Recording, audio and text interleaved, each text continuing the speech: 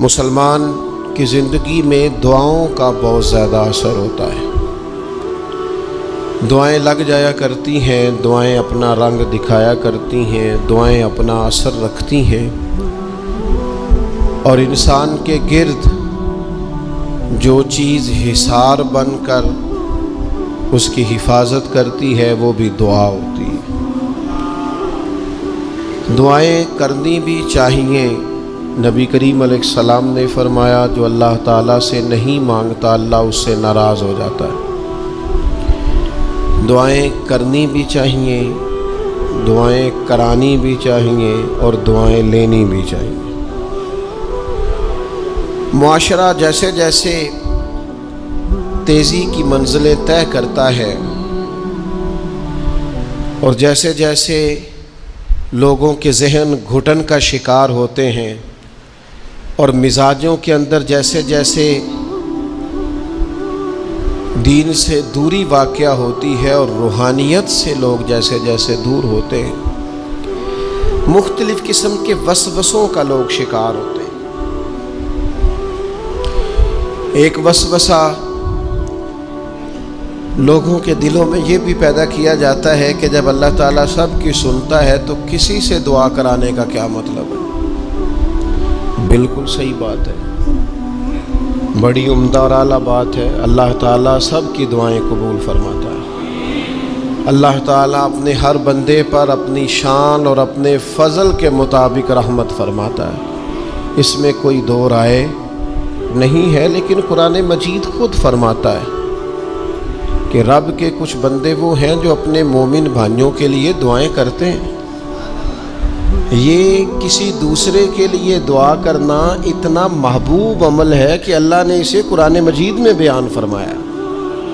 والذین جاءوا من بعدهم یقولون ربنا اغفر لنا ولإخواننا الذین سبقونا بالایمان، فرمایا وہ جو ان کے بعد آئے وہ عرض کرتے ہیں رب کی بارگاہ میں کہ اے اللہ ہمیں بھی بخش دے اور ہمارے ان بھائیوں کو بھی بخش دے جو ہم سے پہلے ایمان لائے۔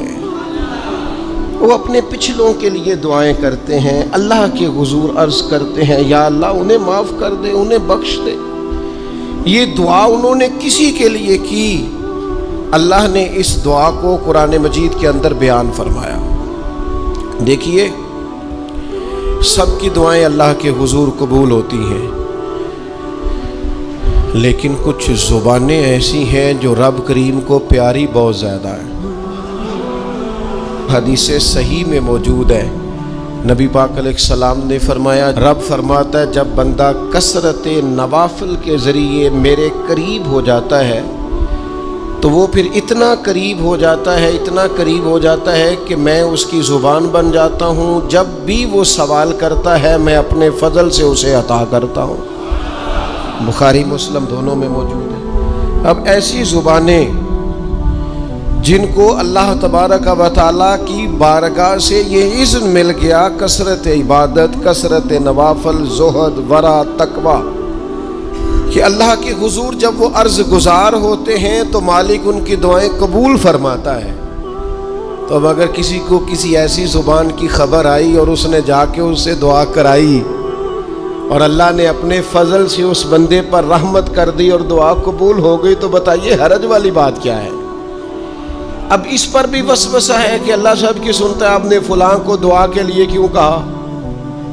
اس پر بھی وسوسہ ہے کہ اللہ سب کی سنتا ہے، آپ نے فلاں کو دعا کے لیے کیوں کہا؟ اس پر بھی وسوسہ ہے۔ روحانی دنیا سے لوگوں کو دور کرنے کے لیے، اللہ کے نیک بندوں سے دور کرنے کے لیے، وہ لوگ جو مالک کریم کے قرب والے ہیں، جن کو قرآن مجید نے اولیاء اللہ کہا ہے، ان سے لوگوں کا رشتہ کمزور کرنے کے لیے ایک نیا رنگ، ایک نئے انداز میں بات کہ اللہ سب کی دعائیں قبول کرتا ہے۔ تم دعا کرانے جا رہے ہو، تم نے فلاں سے کہا میرے لیے دعا کرنا، تم نے فلاں بزرگ سے کہا میرے لیے دعا کرنا، تو میرے بھائی یہ تو بڑی آسان سی سادی سی بات ہے۔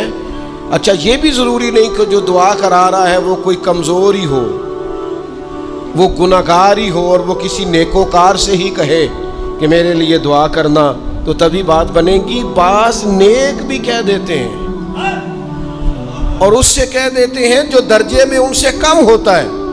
کیا حضرت امام جعفر الصادق رضی اللہ تعالیٰ عنہ نے کہا نہیں حضرت داؤد طائی سے کہ میرے لیے دعا کرنا؟ کیا کہا نہیں بعض اساتذہ نے شاگردوں سے کہ دعا کرنا؟ کیا کہا نہیں کہ بعض مشائخ نے مریدوں سے کہ میرے لیے دعا کرنا بھائی؟ کیا بیٹا اپنے باپ کے لیے دعا نہیں کرتا؟ کیا بیٹیاں بیٹے ماں باپ کے لیے دعا؟ او سنو نا یار، اس سے بڑی میں آپ کو بات کیا سناؤں؟ بخاری مسلم میں موجود ہے، حضرت عمر فاروق رضی اللہ تعالیٰ عنہ عمرہ کرنے جا رہے تھے۔ اللہ کے پیارے رسول، رسول رحمت، محبوب رب اکبر صلی اللہ تعالیٰ علیہ وسلم نے فرمایا عمر میرے بھائی ہمیں بھی دعاؤں میں یاد کرنا۔ اب بتاؤ اس سے بڑی مثال کہاں سے لائیں؟ حضرت عمر سے نبی کریم علیہ الصلوۃ والسلام نے کہا عمر میرے بھائی ہمیں بھی اپنی دعاؤں میں یاد رکھنا۔ تو اگر حضور جناب عمر سے کہہ سکتے ہیں دعا کرنا، مجھے بتاؤ حضور کو ضرورت ہے جناب عمر کی دعا کی؟ یہ کس لیے کہا؟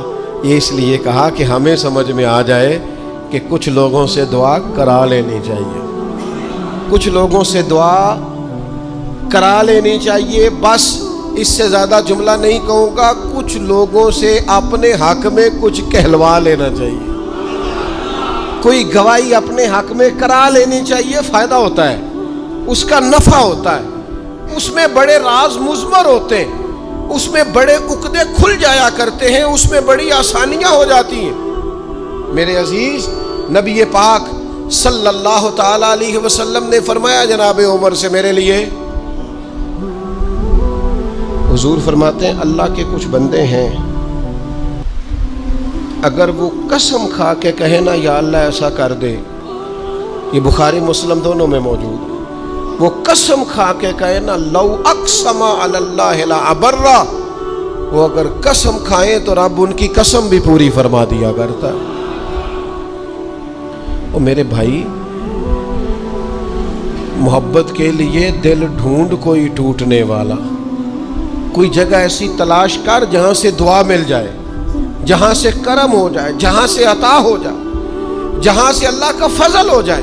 اور پھر ہمیں بھی چاہیے ہم دعائیں دیتے رہیں، ماں باپ کو چاہیے اولاد کو دعائیں دیتے رہیں، اساتذہ کو چاہیے شاگردوں کو دعائیں دیتے رہیں، مشائخ کو چاہیے عقیدت مندوں کو دعائیں دیتے رہیں، بہن بھائیوں کو چاہیے ایک دوسرے کو دعائیں۔ چلے آپ آمین کہیں۔ اب آپ نے انکار نہیں کہ سارے دعا مانگے، یا اللہ ہمارے بھائیوں کو ہم سے زیادہ عطا فرما، یا اللہ بھائی کو ہم سے، یا اللہ بھتیجوں کو زیادہ عطا فرما، بھانجوں کو زیادہ عطا فرما، اللہ محلے داروں کو زیادہ عطا فرما، پڑوسیوں کو زیادہ عطا فرما۔ یہ مانگو نا دعائیں، اس میں بھلا ہے، اس میں نفع ہے۔ اب جنہوں نے پریشان ہو کے آمین کا ہے وہ خوش ہو جائیں گے۔ نبی پاک علیہ السلام نے فرمایا جو دعا تو کسی کے لیے مانگتا ہے اللہ پہلے تیرے حق میں قبول فرماتا ہے۔ لوگ خوش ہو گئے آپ لوگ۔ او بھائی دعا مانگیں کسی کے لیے، بد دعا نہیں کرنی، کسی کے لیے بھی بد دعا۔ ہمارے ہاں نا ایک بہت بڑا طبقہ جذباتی لوگوں کا ہے۔ ہمارے ایک استاد کہا کرتے تھے جذباتی لوگوں سے دوستیاں نہیں کرنی چاہیے، جذباتی لوگوں سے تعلقات نہیں بنانے چاہیے، اس لیے کہ جس بندے کا اپنے اوپر کنٹرول ہی نہیں تو وہ کسی کے حق میں کیا کرے گا۔ وہ کہتے تھے جذباتی لوگوں سے بچو۔ او بھائی ہم بڑے جذباتی ہو جاتے ہیں، ذرا سی شدت آئی نہیں گھر میں لڑائی، اور لڑائی بھی کس سے؟ گھر والی سے، بد دعائیں شروع کر دی، اپنے آپ کو بد دعائیں دے۔ لڑائی کس سے ہو رہی ہے؟